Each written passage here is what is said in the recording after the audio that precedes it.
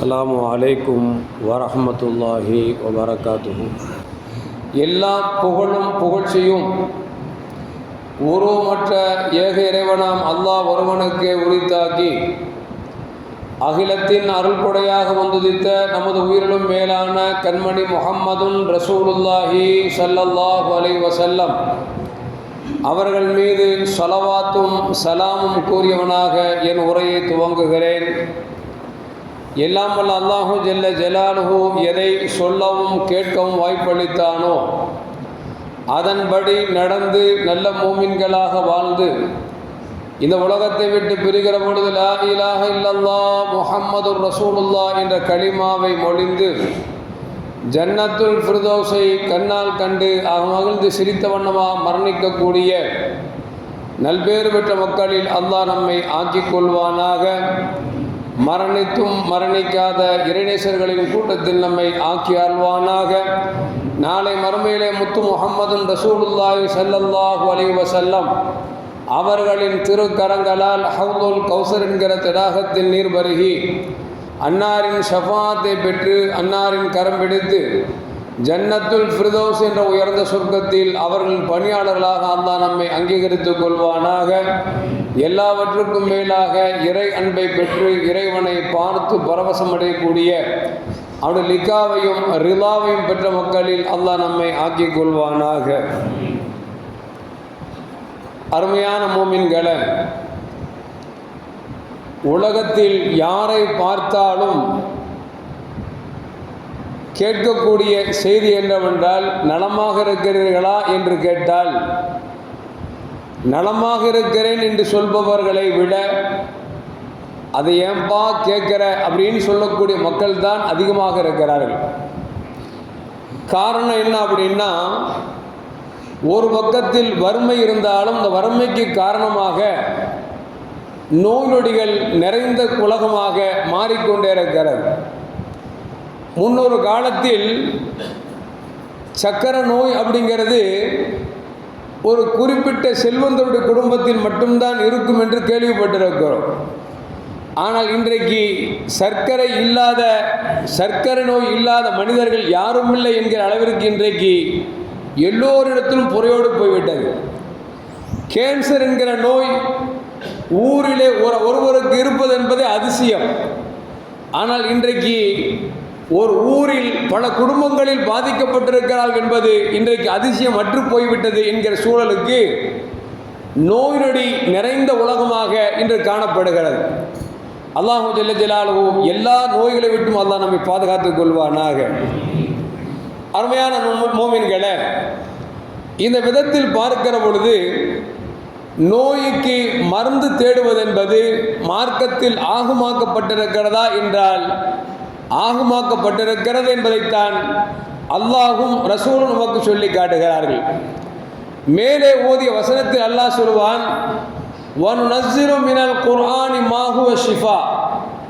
இறக்கப்பட்ட இந்த வேதத்தில் எல்லா நோய்களுக்கும் அருள் மருந்து இருக்கிறது. ரஹ்மத்துல் லில் மூமினின், அதிலும் குறிப்பாக மூமின்களுக்கு ரஹ்மத்தாகவும் இருக்கிறது என்று சொல்லி அல்லாஹு ஜல்ல ஜலாலுஹு குர்ஆனில் நமக்கு சொல்லி காட்டுகிறார். அப்படி என்று சொன்னால், நோய் என்று இருந்தால் அதற்கு மருத்துவம் தேடுவது என்பது அவசியம். அதே நேரத்தில் தமிழ் ஒரு பழமொழி சொல்லுவாங்க, நோய்க்கும் பாருங்க பேய்க்கும் பாருங்கம்பாங்க. இப்போ நம்ம உடனே அதிசயப்பட வேண்டியதில்லை. அதற்கு பேய் இருக்குதா என்ன நம்ம இல்லைல்ல கேள்வி போடுறோம். நீங்கள் என்ன பேய்க்கும் பாருங்க நோய்க்கும் பாருங்க அப்படின்னா, உள்ள ரீதியாக இருக்கக்கூடிய நோய்களுக்கு நாம் ஓதி பார்க்கிறோம் அல்லவா, இதை தமிழில் பேய்க்கும் பாருங்கள் நோய்க்கும் பாருங்கள் சொல்லுவாங்க. இப்போ அந்த ரீதியில் எது வெளிரங்கமாக நோயாக இருக்கிறதோ மருத்துவம் பார்க்க முடியுமோ அந்த நோய்க்கு மருத்துவம் பார்க்க வேண்டும். எந்த நோய்க்கு மருத்துவம் நமக்கு பரிபூர்ணமான ஷிஃபா கிடைக்கவில்லையோ அந்த நோய்களுக்கு குர்ஆன் ஹதீஸில் வரப்பட்ட செய்திகளை கொண்டு ஓதி பார்ப்பதும் கூடும் என்பதை நபிகள் நாயகம் ஸல்லல்லாஹு அலைஹி வஸல்லம் நமக்கு சொல்லி காட்டுகிறார்கள். அருமையான முஃமின்களே, நான் மேலே சொன்ன ஹதீஸிலே அன்னை ஆயிஷா ரலியல்லாஹு தஆலா அன்ஹா சொல்கிறார்கள், நபிகள் நாயகம் ஸல்லல்லாஹு அலைஹி வஸல்லம் அவர்கள் குடும்பத்தில் யாருக்காவது நோய் வந்து விட்டது என்று சொன்னால் பெருமானார் ஸல்லல்லாஹு அலைஹி வஸல்லம் அவரிடத்தில் வருவார்கள். பெருமானார் ஸல்லல்லாஹு அலைஹி வஸல்லம் முஅவ்விதத்தாத் என்று சொல்லக்கூடிய குல் பிரப்பில் ஃபலக்கும் குல் பிரப்பின் நாஸ் என்கிற 2 சூறாக்களையும் ஓதி பெருமானார் ஸல்லல்லாஹு அலைஹி வஸல்லம் ஓதி ஊதுவார்கள். இன்னும் சொல்ல போனால் நபிகள் நாயகம் ஸல்லல்லாஹு அலைஹி வஸல்லம் தங்களுக்கு நோய் ஏற்பட்ட பொழுதும் கூட இந்த 2 சூறாக்களை ஓதி தங்கள் கரங்களில் ஊதி தலையிலிருந்து கால் வரைக்கும் பெருமானார் ஸல்லல்லாஹு தடவுவார்கள்.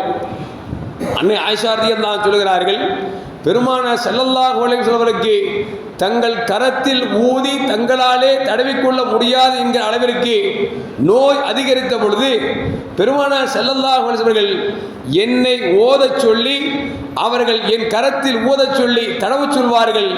நான் ஓதி என் கரத்தில் தடவி பெருமானார் ஸல்லல்லாஹு அலைஹி வஸல்லம் உள்ளந்தலையிலிருந்து உச்சந்தலையிலிருந்து உள்ளங்கால் வரைக்கும் நான் தடவுவேன் என்பதை அன்னை ஆயிஷா ரலியல்லாஹு தஆலா சொல்றாங்க. இந்த விதத்தில் பார்க்கிற பொழுது நமக்கு சொல்வார்களவா, நோய்க்கும் பார்க்க வேண்டும் பேய்க்கும் பார்க்க வேண்டும் என்று சொல்வது போன்று நாம் எதற்கு ஓதி பார்க்க வேண்டுமோ அதற்கு ஓதி பார்க்க வேண்டும். எதற்கு மருத்துவமனைக்கு சென்று மருத்துவரிடத்தில் ட்ரீட்மெண்ட் எடுக்க முடியுமோ அதற்கு நாம் ட்ரீட்மெண்ட் எடுக்க வேண்டும் என்பதை நபிகள் நாயகம் ஸல்லல்லாஹு அலைஹி வஸல்லம் நமக்கு சொல்லித் தருகிறார்கள்.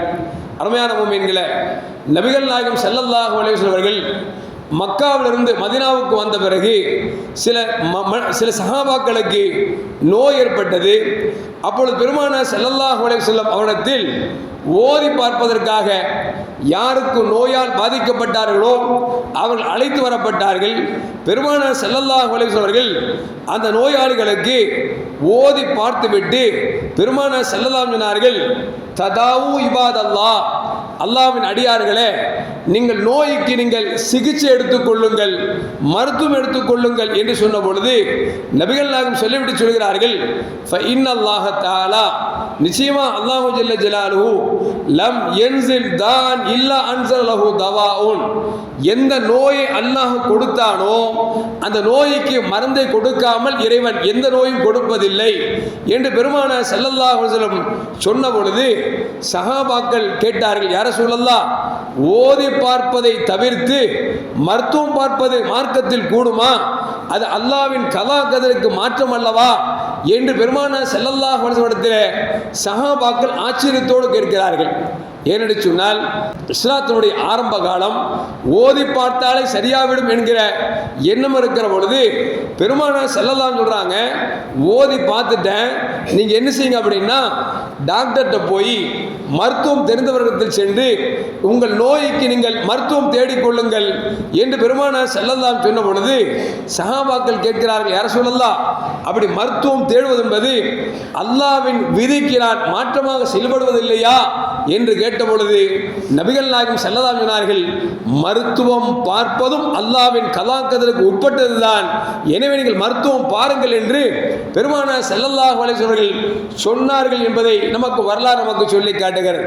அருமையான முஃமின்களே, இதிலிருந்து என்ன தெரிய வருகிறது என்று சொன்னால், நபிகள் நாயகம் ஸல்லல்லாஹு அலைஹி வஸல்லம் இருந்த காலத்தில் சில சஹாபாக்கள் மருத்துவம் எடுப்பது என்பது மார்க்கத்துக்கு முரணானது என்பதை நினைத்துக் கொண்டிருந்ததால் தான் நபிகள் நாயகம் ஸல்லல்லாஹு அலைஹி வஸல்லம் மருத்துவம் எடுப்பதும் அது இறைவனின் விதியில் உள்ளது, எனவே நீங்கள் உடல் நோய் ஏற்பட்டு விட்டால் மருத்துவம் தேடிக்கொள்ளுங்கள் என்று பெருமானார் ஸல்லல்லாஹு அலைஹி வஸல்லம் அவர்கள் நமக்கு சொல்லித் தருகிறார்கள். அருமையான முஃமின்களே, இப்படி நோய்க்கு மருத்துவம் பார்ப்பது என்பதே கூடாது என்று அரபிகள் நினைக்கிற நேரத்தில் ஐரோப்பியாவிலும் கூட 19ஆம் நூற்றாண்டு வரைக்கும் அந்த மக்களும் அப்படிதான் நினைத்துக் கொண்டிருந்தார்கள். நமக்கு நோய் வருது அப்படின்னா இறைவனுடைய விதியில் இருக்குது, அது அவரே பார்த்துக்குவார் அப்படின்னு சொல்லிட்டு மருத்துவம் எடுக்காமல் இருந்தார்கள். இந்த நேரத்தில் தான் ஐரோப்பாவில் ஒரு தந்தைக்கு நோய் ஏற்பட்டு அவரை வீட்டிலேயே வைத்து மருத்துவம் பார்க்காமலேயே அவர்களுக்கு சிரமம் கொடுத்ததன் காரணமாக அந்த மக்கள் என்ன செய்தார்கள் என்று சொன்னால், இது இறைவனுடைய நாட்டம் என்று நினைத்துக் கொண்டு மருத்துவம் பார்க்காதன் காரணமாக அவருடைய மகனுக்கு 6 மாதம் சிறை தண்டனை கொடுத்ததால் அதற்கு பிறகுதான் ஓஹோ இப்படி மருத்துவம் பார்க்காவிட்டால் அரசாங்கம் 6 மாதம் தண்டனை கொடுக்குமோ என்று நினைத்துக் கொண்டு அதற்கு பிறகுதான் ஐரோப்பா கண்டங்களில் கூட மருத்துவம் என்கிற அந்த வாசலுக்குள் நுழைந்தார்கள் என்பது வரலாறு நமக்கு சொல்லி காட்டுகிறது. அருமையான மக்களே, எதற்கு சொல்லவர் என்று சொன்னால், நோயை கொடுப்பதும் அல்லாஹ்தான், அதை சரி செய்வதும் அல்லாஹ்தான். எதற்கு ஓதி பார்க்க வேண்டுமோ அதற்கு ஓதி பார்க்க வேண்டும், எதற்கு மருத்துவம் தேட வேண்டுமோ அதற்கு மருத்துவம் தேட வேண்டும் என்பதையும் நபிகள் நாயகம் ஸல்லல்லாஹு அலைஹி சொல்லித் தருகிறார்கள். இப்ராஹிம் அலைஹிஸ்ஸலாம் அல்லாஹ்விடத்தில் கேட்ட செய்தியை வரலாற்று பதிவு செய்யப்படுகிறது. என்னவென்று சொன்னால், இப்ராஹிம் அலைஹிஸ்ஸலாம் அல்லாஹ்விட்ட கேட்டாங்களா, அல்லாஹ் நோய் வருது, யார்கிட்ட வருது, யார் கொடுக்குறா அப்படின்னு அல்லாஹ் சொன்னானா, நோயை கொடுக்கிறது நான் தான்ப்பா அப்படின்னா. இப்ராஹிம் அலைஹிஸ்ஸலாம் கேட்டாங்களா, ஃபமிம்மன் தவா, அந்த நோய்க்கு மருந்து கொடுப்பது யார் என்று இப்ராஹிம் அலைஹிஸ்ஸலாம் அல்லாஹ்விடத்தில் கேட்ட பொழுது அப்போது அல்லாஹ் சொன்னானா, மருந்து கொடுப்பது நான் தான், நோயை கொடுக்கிறது நான் தான், அதுக்கு மருத்துவம் பார்க்கறதும் நான் தான் என்று சொல்லி அல்லாஹ் ஜல்ல ஜலாலுஹு சொன்ன பொழுது அப்பொழுது இப்ராஹிம் அலைஹிஸ்ஸலாம் சொன்னார்களாம், ஃபமா பாலு தபீப், அப்படி என்று சொன்னால் மருத்துவர்கள் எதற்கு என்று கேட்ட பொழுது அப்பொழுது அல்லாஹ் சொன்னானாம், அல்லாஹ் தான் அந்த மருத்துவரை அனுப்பி வைத்திருக்கிறான், எனவே நீங்கள் மருத்துவம் தேடிக்கொள்ளுங்கள் என்று சொல்லி இப்ராஹிம் அலைஹிஸ்ஸலாமிடத்தில் இறைவன் சொன்னதாக ஒரு செய்தி பதிவு செய்யப்படுகிறது. எதற்கு சொல்வார்கள் என்று சொன்னால், நோயை கொடுப்பதும் அல்லாஹ் தான், நோயை சரி செய்வது அல்லாஹ் தான். அதே நேரத்தில் நாம் ஒரு மருத்துவத்தில் போகிறோம் என்று சொன்னால், மருத்துவத்தில் நாம் மருந்து வாங்கி சாப்பிடுகிறோம் என்று சொன்னால், அந்த மருந்து குணப்படுத்துவது இல்லை, மாறாக அல்லாஹ் தான் நம் சிந்தனையில் மருத்துவத்தில் போக சொல்லுகிறான், நாம் செல்கிறோம், மருத்துவர் இந்த மாத்திரை சாப்பிடுங்கள் என்கிறார், நாம் மருந்தை சாப்பிடுகிறோம், மருந்தை சாப்பிட்டவரெல்லாம் குணமாவதில்லை. சிலர் குணமாகிறார்கள், பலர் குணமாகாமல் இருக்கிறார்கள், பலர் குணமாகிறார்கள், சிலர் குணமாகாமல் இருக்கிறார்கள் என்று சொன்னால், அந்த குணத்தை கொடுப்பதும் ஷிஃபாவை கொடுப்பதும் அல்லாஹ் தான் என்கிற செய்தியை இப்ராஹிம் அலைஹிஸ்ஸலாம் மூலமாக அல்லாஹ் நமக்கு சொல்லித் தருகிறார் என்பதை நாம் மறந்துவிடக்கூடாது. அதே நேரத்தில் அருமையான மக்களே, மருத்துவர்கள் மருத்துவம் பார்க்கிற பொழுது மருத்துவராக இருந்தால் தான் மருத்துவம் பார்க்க வேண்டுமே தவிர மருத்துவராக இல்லாமல் மருந்தை கொடுப்பது என்பது, நோயாளிகளுக்கு ட்ரீட்மெண்ட் கொடுப்பது என்பது அது குற்றம் என்பதையும் மார்க்க நமக்கு சொல்லி காட்டுகிறது. நபிகள் நாயகம் ஸல்லல்லாஹு அலைஹி சொன்னார்கள், யார் ஒரு நோயாளிக்கு மருத்துவம் பார்க்கிறார், அந்த மருத்துவம் பார்ப்பதை கொண்டு மருத்துவராக இல்லாமல் மருத்துவம் பார்த்தார் என்று சொன்னால் அதனால் ஏற்படக்கூடிய விளைவுகளுக்கு முழு பொறுப்பும் யார் மருத்துவம் பார்த்தாரோ அவர்தான் குற்றவாளி என்று நபிகள் நாயகம் ஸல்லல்லாஹு அலைஹி சொல்லித் தருகிறார்கள். மருத்துவம் பார்த்தா மட்டும்தான் மருத்துவம் படித்தால் மட்டும்தான் மருத்துவம் பார்க்க வேண்டுமே தவிர மருத்துவம் படிக்காமலேயே நாம் மருத்துவம் பார்ப்பது என்பது அது சால சிறந்தது அல்ல என்பதையும் நபிகள் நாயகம் ஸல்லல்லாஹு அலைஹி நமக்கு சொல்லித் தருகிறார்கள். அருமையான மக்களே, ஸல்லல்லாஹு குடும்பத்தில் யாருக்காவது நோய் வந்துட்டா ரசூலோட ஓதி பார்ப்பாங்க அப்படிங்கிற ஹதீஸும் பார்த்தோம். மதீனால ஒரு சில சஹாபாக்களுக்கு ஓதியும் பார்த்துவிட்டு நீங்கள் மருத்துவத்தை தேடிக்கொள்ளுங்கள் என்று சொன்னார்கள். அதே நேரத்தில் நபிகள் நாயகம் ஸல்லல்லாஹு அலைஹி சொன்னதாக அபி ஜம்ரா ரலியல்லாஹு தஆலா சொல்றாங்க, குன்து உஜாலிசு இப்னு அப்பாஸ் ரலியல்லாஹு மஜ்லிஸில் நாங்கள் அமர்ந்திருந்தோம். அப்படி அமர்ந்திருந்த பொழுது ஃபஅஹதனி ஹும்மா, எனக்கு காய்ச்சல் ஏற்பட்டு விட்டது. இப்போ நான் அப்பாஸ் ரலியல்லாஹு கேட்டேன், அப்பாஸ் அவர்களே எனக்கு காய்ச்சல் ஏற்பட்டு விட்டது என்று சொன்ன பொழுது அந்த அப்பாஸ் ரலியல்லாஹு சொன்னாங்களா, அப்ரிதுஹா அன்க பி மாஇ ஜம்சம் தண்ணீரை கொண்டு அந்த காய்ச்சலை நீ போக்கு என்று இப்னு அப்பாஸ் ரலியல்லாஹு அவர்கள் சொல்லிவிட்டு சொல்கிறார்கள். ஃபஇன்ன ரசூலுல்லாஹி ஸல்லல்லாஹு அலைஹி வஸல்லம் இன்னல் ஹும்மா மின் ஃபைஹி ஜஹன்னம், காய்ச்சல் என்பது நரகத்தின் ஒரு மூச்சு காற்று, எனவே அப்ரிதுஹா பில் மா, தண்ணீரை கொண்டு அணைப்போமோ நெருப்பை அணைப்போமோ அதுபோன்று நரகத்துடைய மூச்சு காற்றை தண்ணீரை கொண்டு அணையுங்கள் என்று நபிகள் நாயகம் ஸல்லல்லாஹு அலைஹி சொல்லி தந்தாங்க. இப்போ காய்ச்சலுக்கு நல்ல ட்ரீட்மெண்ட் என்ன அப்படின்னா, தண்ணீரை நாம் கொண்டு ஊற்றி குளித்தோம் என்று சொன்னால் காய்ச்சல் போயிடும். முன்னால் காய்ச்சல் அப்படின்னா வரும், ஒரு 2 நாள் இருந்துட்டு போயிடும். அது சாதாரண நம்ம தெரியும், குடிச்சா கூட உடம்புல அந்த உஷ்ணம் போயிடுச்சு அப்படின்னா ஜுரம் போயிடும். ஆனால் இன்னைக்கு வர்ற காய்ச்சல் எல்லாம் பேரும் வித்தியாசமாக இருக்குது. எத்தனை நாள் படுக்க போடும் தெரிய மாட்டேங்குது. சிக்கன் கூனியாங்கிறான், தக்காளி கூனியாங்கிறான், என்னென்னமோ நோய் வந்துருச்சுன்னு வச்சுங்களேன். சிக்கன் மாதிரி ஆயிடுறான். நடக்க முடியல, எந்திக்க முடியல, உட்கார முடியல. பார்த்தா ஒரு வாரம் இல்லை, 1 வருஷம் வரைக்கும் அதோட எஃபெக்ட் இருந்து கொண்டே இருக்கிறது சொன்னால் இந்த மாதிரி காய்ச்சலுக்கு நம்ம மருத்துவத்தை அணுகணும். நம்ம சும்மா ஜுரம் சொல்லி நம்ம தண்ணி ரசூலை ஊற்றி சொல்லிட்டாங்க சொல்லி ஊற்றிட்டோம் அப்படின்னா வம்பு பிடிச்ச வேலையாக போயிடும். இப்போ எந்த ஜுரத்திற்கு தண்ணீர் ஊற்றினால் ஜுரம் போகுமோ அதற்கு நாம் குளித்து கொண்டால் போதுமானது. எந்த ஜுரத்திற்கு மருத்துவம் பார்க்க வேண்டுமோ அந்த ஜுரத்திற்கு மருத்துவம் பார்க்க வேண்டும் என்பதையும் நபிகள் நாயகம் ஸல்லல்லாஹு சொல்லித் தராங்க. அது மட்டுமல்ல, அருமையான முஃமின்களே, அபூ சயீத் குத்ரி ரலியல்லாஹு அன்ஹு அறிவிக்கிறார்கள், நான் ரசூலுல்லாஹி ஸல்லல்லாஹு அலைஹி வஸல்லம் அவர்களோடு இருந்த பொழுது ஒரு தோழர் வந்தார். யா ரசூலல்லாஹ், என் சகோதரருக்கு வயிற்றுப்போக்காக இருக்கிறது, மருத்துவம் சொல்லுங்கள் என்று சொன்ன பொழுது நபிகள் நாயகம் ஸல்லல்லாஹு சொன்னாங்க, தேன் ஊட்ட இருந்தா தேனை குடிப்பாடு சொல்லுங்க, குடிக்க சொல்லுங்க அப்படின்னாங்க. அந்த சஹாபி, அந்த மனிதர் போனார், தன்னுடைய சகோதரர் வயிற்றுப்போக்காக இருக்காரு, அவருக்கு தேனை கொடுத்தார். கொடுத்தா என்னாச்சு அப்படின்னா அடுத்த நாள் அதிகமாயிருச்சு. ரசூலாட்ட வர்றாங்க, யா ரசூலல்லாஹ், நீங்கள் தேனை கொடுக்க சொன்னீங்க, சும்மா இருந்த பேதி ஒரு நாளைக்கு 4 தடவை 5 தடவை போச்சு அப்படின்னா இப்போ 7-8 தடவை போகுது, அதிகமாக போகுது அப்படின்னு நபி சொன்னாங்க. இன்னைக்கும் போய் தேனை கொடுப்பா அப்படின்னாங்க. அவர் அடுத்த நாளும் போயிருந்த தேனை குடிச்சார். குடித்த உடனே அடுத்த நாள் பார்த்தா அதை விட அதிகமாக போச்சு. ரசூலாட்ட வந்தார், யா ரசூலல்லாஹ், நீங்கள் சொன்ன மாதிரி 2வது நாளும் கொடுத்தேன், பேதி அதிகமாக போயிடுச்சு அப்படின்னு ரசூலுல்லாஹி ஸல்லல்லாஹு சொன்னாங்க, இன்னைக்கும் போய் என்ன செய், தேனை அதிகமாக கொடு என்று சொன்ன பொழுது 3வது நாளும் அதிகமாகிறது. 4வது நாளும் பெருமானார் ஸல்லல்லாஹு அலைஹி வஸல்லம் தேனை குடிக்க சொன்னார்கள். சொல்றதுக்கு முன்னால் சொன்னாங்க, உன் சகோதரனின் வயிறு பொய் சொல்லுகிறது என்று சொல்லிவிட்டு 4வது நாளும் குடிக்க சொன்னாங்க. குடித்தார், சரியானது என்பது வரலாற்று செய்தி. எதற்கு சொல்லுவார்கள் என்று சொன்னால், பேதி போனா தேன் குடிக்கணும் அப்படிங்கிறத ரசூலுல்லாஹி ஸல்லல்லாஹு அலைஹி வஸல்லம் ஓதி பார்த்திருக்கலாம்ல. ரசூலுல்லாஹி தேனை குடிக்க சொல்றாங்க. அப்ப எதுக்கு மருத்துவம் பார்க்க வேணுமோ அதுக்கு மருத்துவம் பார்க்கணும், எதுக்கு ஓதி பார்க்கணுமோ அதுக்கு ஓதி பார்க்கணும். அதை விட்டுட்டு எல்லாத்துக்கும் ஓதி பார்க்கலாம் அப்படின்னு இருக்கக்கூடாது, எல்லாத்துக்கும் மருத்துவம் மட்டும் பார்த்தாலும் அப்படின்னு இருக்கக்கூடாது. இப்போ எதற்கு எதை செய்ய வேண்டுமோ அதை சரியான நேரத்தில் நாம் எடுத்துக்கொள்ள வேண்டும் என்பதை நபிகள் நாயகம் ஸல்லல்லாஹு அலைஹி வஸல்லம் நமக்கு சொல்லித் தருகிறார்கள். அது மட்டுமல்ல, அருமையான முஃமின்களே, நபிகள் நாயகம் ஸல்லல்லாஹு அலைஹி வஸல்லம் சொன்னதாக உஸாமா ரலியல்லாஹு தஆலா அவர்கள் சொல்லுகிறார்கள், அலா நததாவா. ரசூலுல்லாஹ் கேட்கிறாங்க, யா ரசூலுல்லாஹ், எல்லா நோய்க்கும் நாங்கள் மருத்துவம் எடுத்துக்கொள்ளலாம் என்று கேட்ட பொழுது பெருமானார் ஸல்லல்லாஹு சொன்னாங்க, ஆமாம், நீங்கள் எல்லா நோய்களுக்கும் நீங்கள் மருத்துவம் எடுத்துக்கொள்ளுங்கள் என்று பெருமானார் ஸல்லல்லாஹு நமக்கு சொல்லித் தராங்க. அதே நேரத்தில் மருத்துவம் பார்க்கிற பொழுது ஹராமான பொருளை கொண்டு மருத்துவம் பார்ப்பது என்பது அதில் மருத்துவம் அதற்கு ஷிஃபாவும் கிடைக்காது, அது மார்க்கத்தில் குற்றமும் கூட. ஏனென்று சொன்னால் இன்னைக்கு பெரும்பாலும் பார்த்தீங்கன்னா இந்த மது இருக்கு பாருங்க, இந்த மதுவை கொண்டு பல ட்ரீட்மெண்ட் எடுத்துட்டு இருக்காங்க.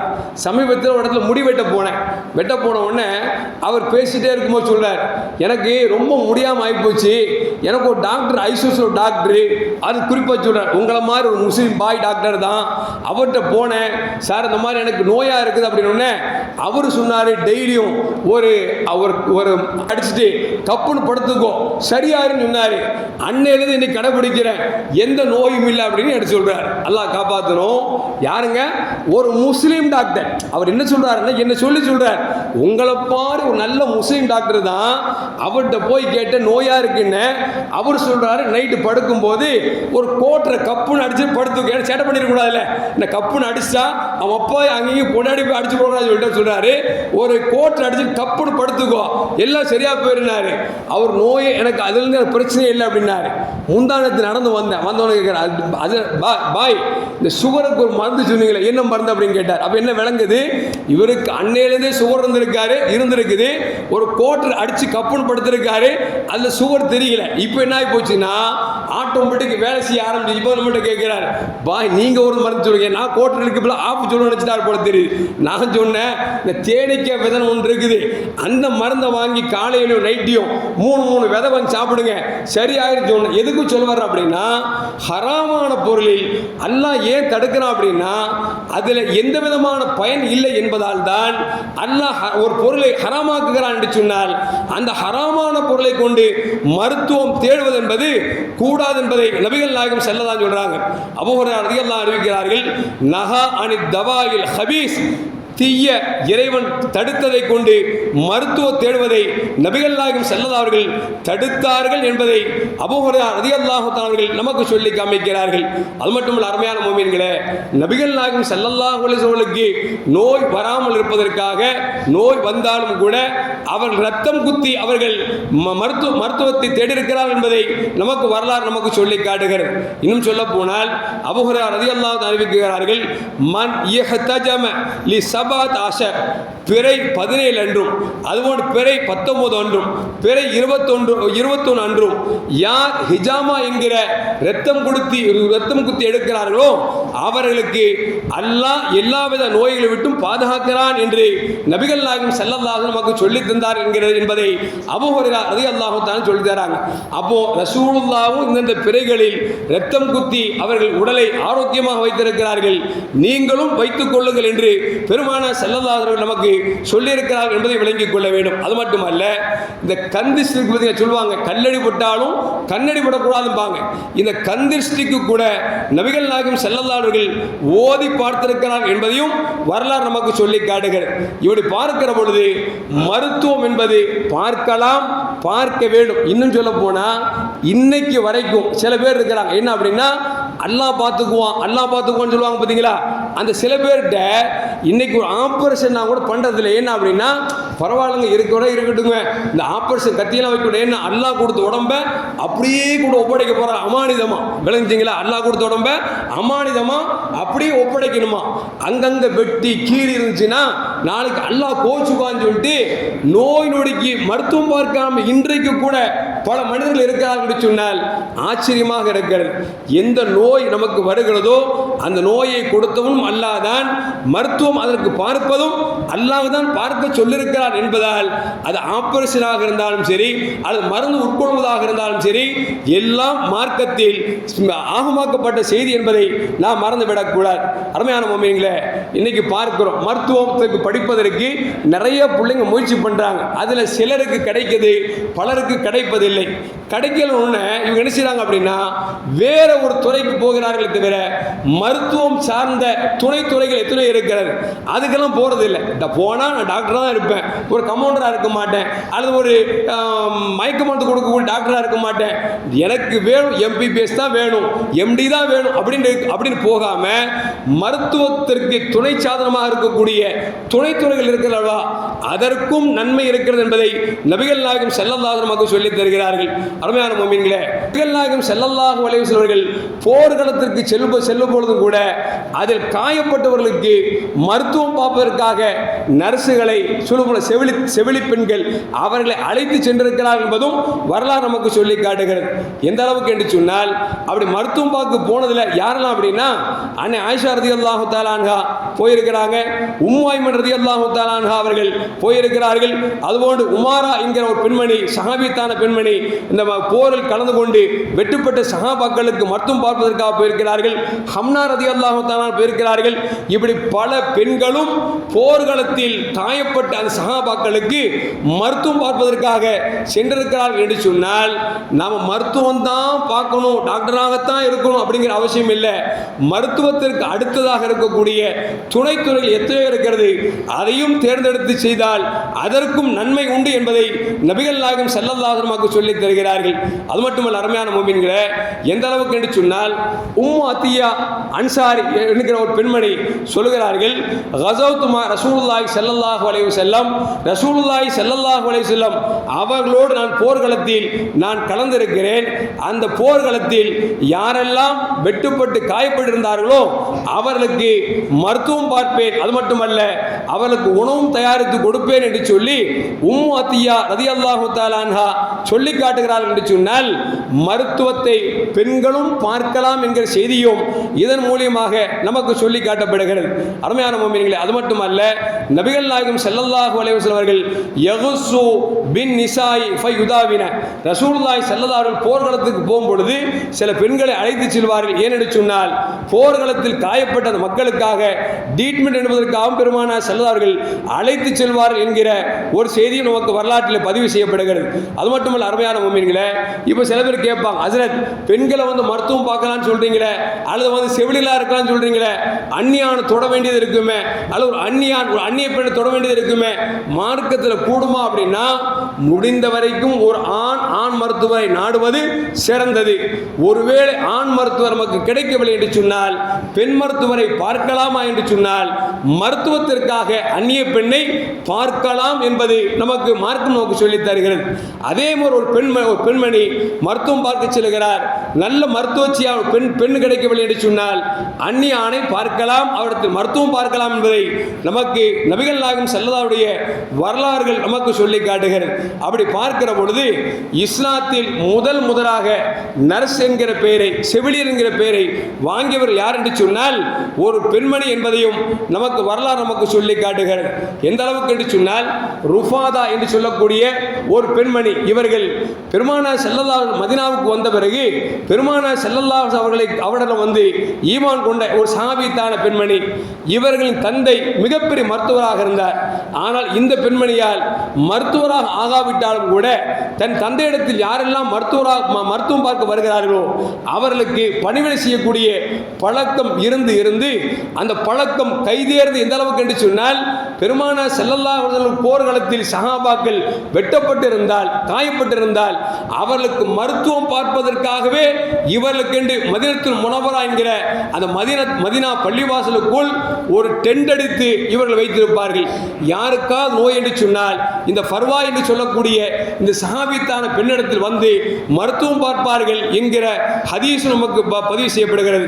எந்த அளவுக்கு என்று சொன்னால் கந்தக் யுத்தத்தில் ஸஅத் ரலியல்லாஹு தஆலா அவர்கள் மிகப்பெரிய காயம் பட்டு விட்டார்கள். அந்த காயத்திற்கு இவர்கள் தான் மருத்துவம் பார்க்க வேண்டும் என்பதால் நபிகள் நாயகம் ஸல்லல்லாஹு அலைஹி அவர்கள் ஃபர்வா அவர்களுக்கு எந்த இடத்தில் அவர்கள் டெண்டெடுத்து கொடுத்தார்களோ, ஒரு ஆஸ்பத்திரியை ஏற்படுத்தி கொடுத்தார்களோ அதற்கு பக்கத்தில் இவர்கள் ட்ரீட்மெண்ட் எடுப்பதற்காக இவர்களுக்கு ஒரு டெண்டெடுத்து கொடுத்து இவர்களை பராமரித்து நோயை சரியாக்கினார்கள் என்கிற அளவிற்கு நமக்கு வரலாற்றில் பதிவு செய்யப்படுகிறது என்று சொன்னால், அருமையான முஃமின்களே, உலகத்திலேயே முதல் நர்ஸாக திகழ்ந்தவர்கள் சஹாபியத்தான பெண்கள் என்பதையும் நமக்கு வரலாறு நமக்கு சொல்லி காட்டுகிறது. இன்னும் சொல்ல போனால் ரசூலுல்லாஹி ஸல்லல்லாஹு அலைஹி அவர்கள் காலையிலும் மாலையிலும் வருகிற பொழுதெல்லாம் இந்த பெண்மணியை பார்த்தால் பெருமானார் ஸல்லல்லாஹு அலைஹி விசாரிப்பாங்களாம், அந்த நோயாளி எப்படி நடந்துக்கிட்டாரு, இவர் எப்படி நடந்துக்கிட்டாரு, நீங்க எப்படி ட்ரீட்மெண்ட் எடுத்தீங்க அப்படின்னு சொல்லி ரசூலுல்லாஹி ஸல்லல்லாஹு அலைஹி இவர்களிடத்தில் அப்பப்பொழுது பேச்சு கொடுத்து கொண்டே இருப்பார் என்கிற அளவிற்கு இந்த செய்திகள் நமக்கு சொல்லி காட்டுகிறது என்று சொன்னால், அருமையான முஃமின்களே, உண்மையில் நாம் எல்லாம் இந்த மருத்துவ படிப்பை பிள்ளைகளை படிக்க வைக்க வேண்டும். ஒருவேளை அந்த சீட்டு கிடைக்கவில்லை என்கிற பொழுது நாம் வெக்ஸாகி விடாமல் அதற்கு துறையாக இருக்கக்கூடிய எல்லா துறைகளையும் தேர்ந்தெடுப்பது என்பது அவசியம் என்பதை விளங்கிக் கொள்ள வேண்டும். அதன் அடிப்படையில் நாம் எல்லாம் பார்த்தோம், வயநாட்டிலே ஒரு பெண்மணி அக்கறையில் இருக்கக்கூடிய பல பேர்கள் பாதிக்கப்பட்டிருக்கக்கூடிய அந்த இடத்திற்கு ஒரு முஸ்லிமான பெண்மணி சபீனா என்று சொல்லக்கூடிய நீலகிரி மாவட்டத்தை சார்ந்த கூடலூர் என்கிற ஊரிலே பிறந்து அந்த பெண்மணி ஷிஹாபு தங்கள் மனிதநேயம் என்கிற ஒரு ட்ரஸ்டில் அந்த செவிலியராக பணியாற்றியவர். அந்த பெண்மணி என்ன செய்கிறார் என்று சொன்னால், அந்த மலைக்கும் முண்டகை என்கிற ஊருக்கு மத்தியிலே ஒரு பாலம் இடிந்து இங்கிருந்து அங்கு போக முடியாமல் எல்லோரும் பயந்து கொண்டிருந்தார்கள். எந்த அளவுக்கு என்று சொன்னால், ஆற்றிலே தண்ணீர் ஓடாமல் ஊரெல்லாம் தண்ணீர் வேக பெருக்கெடுத்து பல நூறு பேர்கள் செத்து போனார்கள் என்பது நமக்கெல்லாம் தெரியும். அதில் முஸ்லிம்கள் ஷஹீதாக்கப்பட்டிருக்கிறார்கள். அந்த நேரத்தில் இந்த ஊரிலிருந்து அந்த ஊருக்கு போக வேண்டும், மருத்துவம் கொடுக்க வேண்டும் என்பதற்காக யார் போவார் என்று எதிர்பார்க்கிற நேரத்தில் சபீனா என்கிற பெண், ஒரு துணிச்சலான பெண், நான் செல்கிறேன் என்று சொல்லி ஒரு கயிறை கட்டி அந்த கயிற்றிலே தொங்கிய வண்ணமாக தன்னுடைய மருத்துவ சாதனங்கள் எல்லாம் எடுத்துக்கொண்டு அக்கறைக்கு சென்று அக்கறையில் இருக்கக்கூடிய பல பேர்களுக்கு மருத்துவம் பார்த்ததன் காரணமாக நம்முடைய தமிழ்நாடு முதலமைச்சர் சுதந்திர தின விழாவிலே அவர்களுக்கு கல்பனா சாவ்லா என்று சொல்லக்கூடிய அவர் அந்த பெண்ணின் நினைவு சின்னமாக ஒரு மிகப்பெரிய பதக்கத்தை கொடுத்தது மட்டுமல்ல 5 லட்சம் ரூபாயும் கொடுத்திருக்கிறார்கள். அவர்களுக்கு பாராட்டு தெரிவிப்பதோடு இந்த 5 லட்சம் அல்ல, எத்தனை கோடி கொடுத்தாலும் அந்த பெண்மணிக்கு அந்த உறுதிமானம், அந்த காப்பாற்ற என்ன எண்ணத்திற்கு ஈடாகது என்பதில் எந்த மாற்று கருத்தும் அல்ல. ஏனென்று சொன்னால் அவங்கள்ட்ட பத்திரிகையாளர் பேட்டி கேட்கிறாங்க. அப்படி ரோப்பில் போகும்போது கீழே ஃபுல்லாக தண்ணி, பல 100 பேரை சாகடித்து சென்றிருக்கிறது. ஒருவேளை ரோப் அத்து விழுந்தா கூட நீங்க போயிருவீங்களே, உங்களுக்கு பயமே இல்லையா அப்படின்னு கேட்கும் பொழுது அந்த பெண்மணி சொல்லுகிறார், எதிர்பக்கத்தில் இருக்கக்கூடிய அந்த மக்களின் காயங்களும் ரணங்கள் தான் எனக்கு கண்ணுக்கு தெரிந்தது, ஏன் உயிரோ தனியோ எனக்கு கண்ணுக்கு தெரியவில்லை என்று அந்த பெண்மணி சொல்கிறார் என்று சொன்னால், இந்த பெண்மணிக்கு துணிச்சலை கொடுத்தது யார் என்று சொன்னால் இஸ்லாமிய ஆரம்ப காலத்தில் என்கிற அந்த சஹாபித்தான பெண்கள் காமித்த வழிகாட்டல் தான் இந்த பெண்ணுக்கு என்பதை வரலாறு நமக்கு சொல்லி காட்டுகிறது என்று சொன்னால், அருமையான மக்களே, நாம் நம்முடைய குழந்தைகளை மருத்துவம் படிப்பதற்கு நாம் முயற்சிக்க வேண்டும்.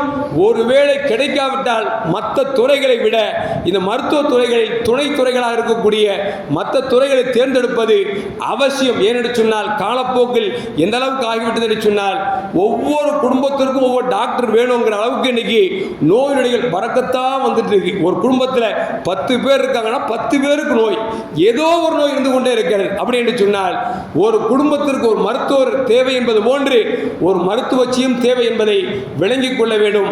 எல்லாம் வல்ல அல்லாஹ் ஜல்ல ஜலாலுஹு நாம் இந்த உலகத்தில் வாழுகிற காலத்தில் நோய் நொடி இன்றி உடல் ஆரோக்கியத்தோடு அல்லாஹ் நம்மை வாழ செய்வானாக. யாரெல்லாம் நோயால் பாதிக்கப்பட்டிருக்கார்களோ அவர்களுக்கு அல்லாஹ் ஆரோக்கியத்தை கொடுப்பானாக. நம் பிள்ளை செல்வங்களை அல்லாஹ் ஜல்ல ஜலாலுஹு மருத்துவர்களாகவோ அல்லது அதற்கு இணையாக இருக்கக்கூடிய நல்ல படிப்புகளை படித்து பெரும் பதவிகளை பெற்று இஸ்லாத்திற்காக சேவை செய்யக்கூடிய நன்மணிகளாக அல்லாஹ் ஆக்கி அருள்வானாக. அஸ்ஸலாமு அலைக்கும் வரஹ்மத்துல்லாஹி வபரகாத்துஹு.